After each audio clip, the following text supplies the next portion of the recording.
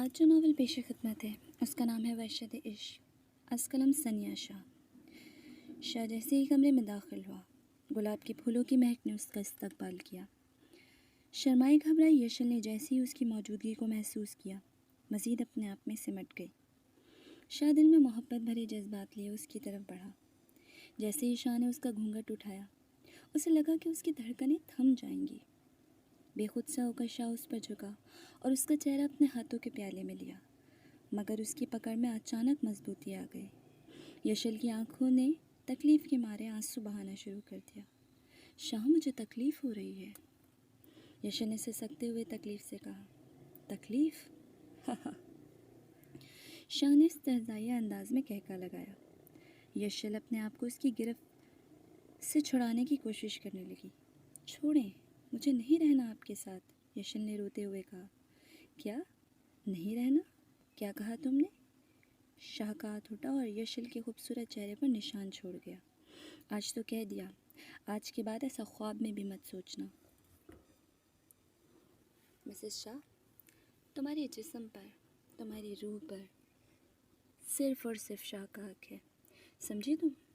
اس نے اسے دھکا دیا اور یشل کی طرف دیکھے بنا کمرے سے باہر نکل گیا۔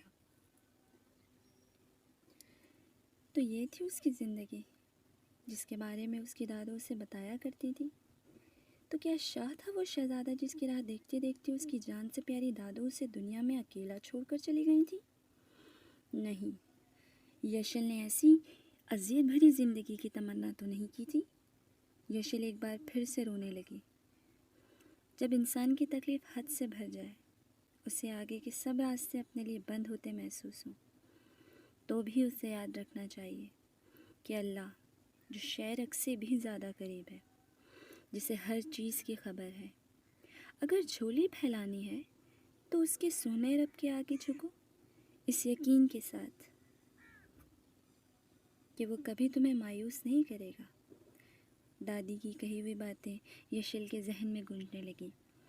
یشل نے جلدی سے اپنا آنسو صاف کیے اور واش روم میں اپنا بھاری عروسی جوڑا اتار کر سادہ سا کالے رنگ کا لباس پہنا اور نماز کی نیت باندھی۔ بے شک اللہ اپنے بندوں کو کبھی مایوس نہیں کرتا۔ دوسری صبح شاہ جیسے ہی کمرے میں داخل ہوا، اس کو دیکھ کر ندامت سے گردن جھکا گیا۔ یشل جائے نماز پر گٹھری بنی پڑی تھی۔ رات روتے روتے نہ جانے کب اس کی آنکھ لگ گئی تھی۔ روئے ہوئے چہرے پر شاہ کی انگلیوں کے نشانات واضح تھے۔ شاہ اس کے برابر زمین پر بیٹھ گیا اور یشل کے معصوم چہرے کو دیکھنے لگا۔ کسی کے دیکھنے کے احساس سے یشل نے اپنی آنکھیں کھول دیں، لیکن سامنے شاہ کو دیکھ کر گھبرا کر پیچھے ہٹی۔ شاہ اس کا ڈر پوری طرح محسوس کر سکتا تھا۔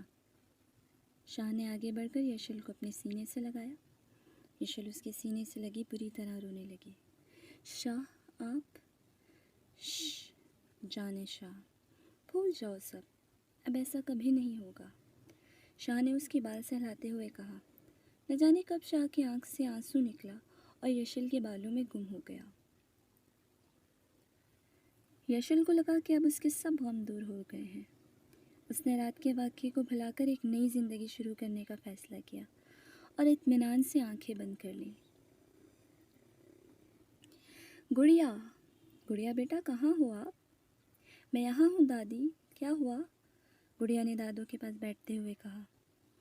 بیٹا، آج آپ کے بابا آپ کے لیے نئی مما لے کر آ رہے ہیں، جو میری بیٹی کو بہت پیار کرے گی، اس کا بہت خیال رکھے گی، روز نئے نئے کھانے بنا کر دے گی، میری گڑیا کو اسکول کے لیے تیار کرے گی۔